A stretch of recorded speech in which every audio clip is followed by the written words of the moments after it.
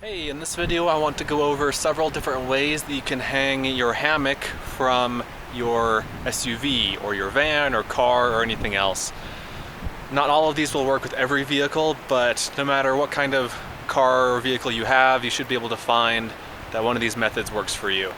Also, all of these techniques involve using at least one stationary object other than your car. So one end of the hammock will be attached to the car, and one end will be attached to a tree or to a pole, a post, or a rock, or whatever else you've got nearby. Here, for example, I have one end attached to the tree, and then the other end attached to my car door. And so this is the first method, and that is to simply tie a knot in the end of your hammock, and then close the door on it. So if I open it here, you'll see that it falls away because it was just a knot stuck in between the door. Here's the knot, stick it behind the door, and close the door. There are a couple problems with this method. The first is that it makes your hammock very high, and so in reality I need to bring this end up a couple of feet because this end is up so high and it might be kind of hard to get into. The second reason I don't love this technique is that it can actually harm your door. I don't know if you can see, but when I put a lot of weight on this, the door flexes, and I don't know if that would permanently damage the door, if it could damage the door. So I try not to use this technique. If I were to use it, I would probably try to put the knot closer to the hinge over here so that there's less leverage on it. This could also be a technique for the back of your car. If you have a rear door that opens up like this, you could stick the knot right in here, and then I think that would be a pretty strong anchor point. My SUV rear door opens sideways, and so I can't really use this technique. These things are for the second technique, and it's pretty similar to the first, but instead of tying a knot in the end of the hammock and then closing that in the door, you close these things behind the door and then clip your hammock into the ends here. So here I've got a piece of 1x2, maybe 4 inches long, and then some 1-inch tubular webbing that I tied a knot in, and I clipped the hammock into that with a carabiner.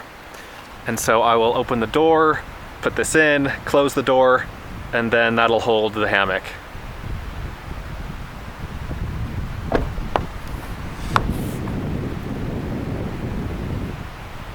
And again, this is a variation on that theme. This is a piece of 1-inch PVC with a 5-foot piece of, I believe this is 5/8 inch tubular webbing tied into or tied with a knot, clipped into the end of the hammock, and then again, put it in the door, close the door, and because this is longer, it gets the hammock lower to the ground.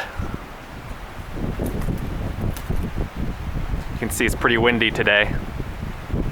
The good thing about this method, whether you use the wood or PVC or a stick or whatever, is that it's fast to set up and easy to set up.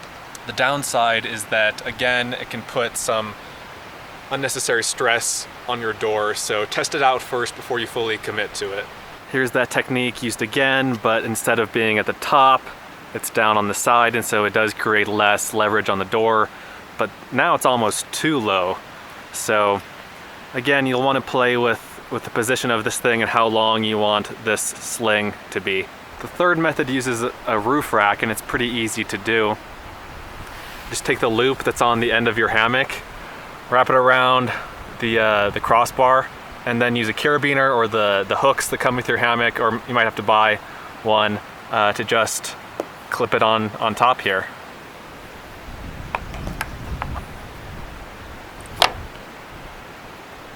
Now again, the problem with this method is that this end of the hammock is very high, and so you're gonna be, 4 or 5 feet off the ground when you're hanging. Not ideal, but it could work for you. This next method is pretty similar to the one that I just showed, but instead of just tying the hammock directly to the roof rack, we're gonna use this in between to make it a little bit longer. So here's the sling. Again, this is about 2 feet long when it's in a loop. Just put it through, bring it back through itself so that it's tied on there on the rack. And then just clip the hammock to it. Now it's much lower, and the hammock itself will be easier to get into and out of. One thing you want to be aware of with any of these methods really is the potential for scratching your car.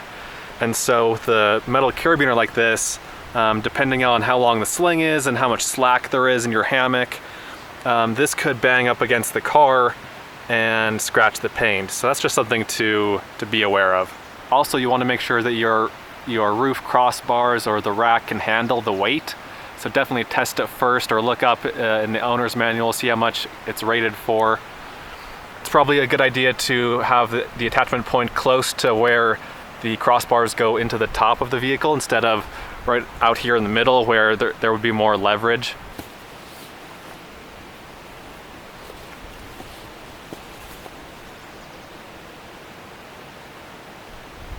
The next method is to take your trusty sling and to attach it to this part of the vehicle. This is much more sturdy than the roof rack, at least ostensibly. Again, you're going to want to test it, but you know, it's a much more structurally solid part of the vehicle.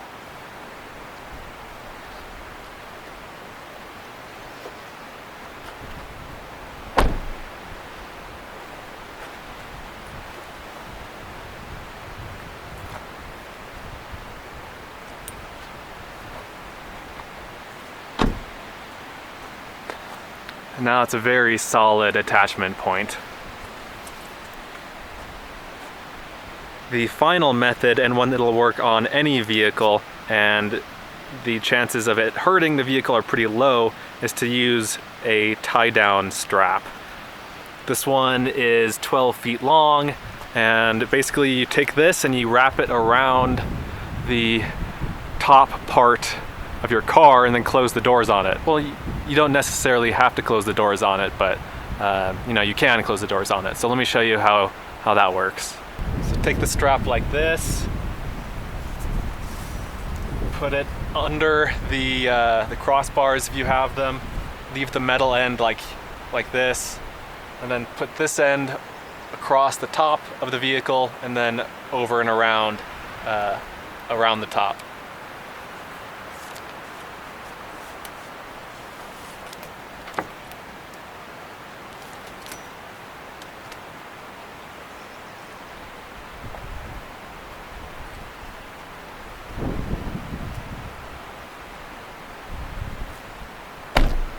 Now you're going to want to take the free end and put it through the cam buckle here.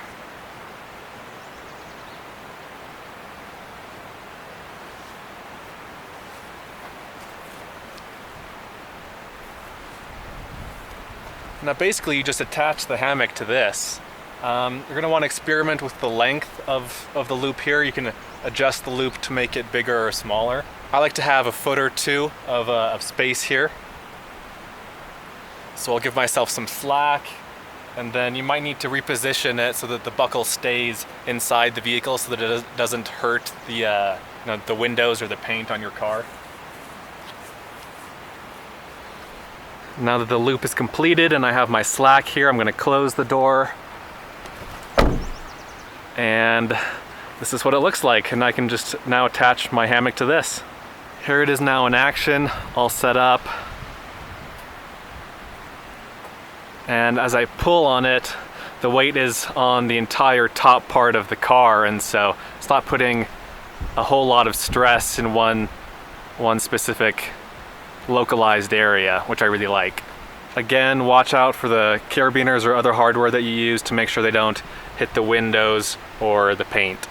This is my preferred method for hanging up the hammock, just because I think the least amount of things can go wrong with it. It really doesn't take much more time to set up than the other methods, and I think it's pretty fail-safe. But again, use your own judgment. Make sure you get straps that are weighted to the appropriate amount of weight, and always test everything to make sure it won't rip your car apart.